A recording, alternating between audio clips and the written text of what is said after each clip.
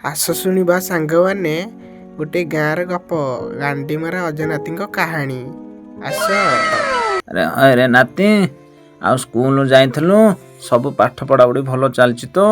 କାହିଁ ତୋ ମୁହଁରୁ ଜଣା ପଡ଼ୁଛି ମନ ଭଲ ନଥିଲା ଭଳିଆ। ଆଉ କ'ଣ ଅଦା ଥାଳେ ଆଉ ଗୁଲୁମା ସବୁବେଳେ ମୋବାଇଲ ଦେଖୁଛନ୍ତି। ଆମକୁ ଆଉ କେତେବେଳେ ପାଠ ପଢ଼ଉନାହାନ୍ତି। ମୋତେ ଇଚ୍ଛା ହଉନି ପଢ଼େଇବା ପାଇଁ।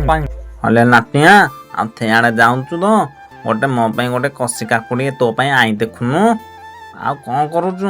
ମୁଁ ଏକୁଟିଆ ବସିବି ଭାରି ବୋର ହେଇଗଲି। ଆଲୋ ଅଦା, ତମର ହିତିଆ ଗୁଲ ଗଲାନି। ତମେ ସବୁବେଳେ ହିତିଳିଆ ଭଳିଆ ହଉଛ। ଆଉ ମୁଁ ତମ ପାଖରେ ରହିବିନି। ମୁଁ ଯାଇକି ହଷ୍ଟେଲରେ ରହିବି। ତମକୁ ଖୋଜି ଖୋଜି ମୁଁ ବି ପାଠ ପଢ଼ିପାରୁନି। ଆରେ ନାତିଆ, କଥା ଟିକେ ବୁଝେ। ମୁଁ ତ ବୁଢ଼ା ହେଇସାରିଲାଣି। ଆଉ କିଏ ତତେ ରୋଷେଇ କରିକି ଦେବ? ସେଇ ଯୁଗରୁ କହୁଥିଲି ଗୋଟେ କଷି ଆଇ ଖୋଜିଥିଲେ ଭଲ ରୋଷେଇ କରିକି ଦେଇଥାନ୍ତା। ଅଦା, ଆଉ କୋଉଠି ଆଣିବି ଦେ? ଅଜା, ମୁଁ ପରିବା ମାର୍କେଟରେ ଖୋଜିବି। ଆଉ ତମ କଥା ମାନେ ଆରେ କ'ଣ କରିବି ନାତିଆ, ଚାଲୁ ଆଉ କୁଆଡ଼େ ଦେଖିଆ। ଆଉ ତ ଦେଖୁଛୁ ଭଲ ଲାଗୁନି, କ'ଣ କରିବା ଯେ? ତୋରି କଥା ଭାରି ମନେ ପଡ଼ୁଛି, କେମିତି ଖାଇ ପିଇବି ସ୍କୁଲ। ହଉ ଅଦା, ତମ ନାଁରେ ନୁହଁ କି ଗୋଟେ ଫର୍ମ ପକେଇଦବା। ଆଦି ଆସିବ ପସନ୍ଦ କରିବା ତମକୁ, ତମେ ମୁଁ ଆଇ ତାତି ହେଇକି ରହିବା। ଆଉ ବୁଢ଼ା ଅଜାକୁ ତୋର ମୋତେ ପସନ୍ଦ କରିବ ରେ?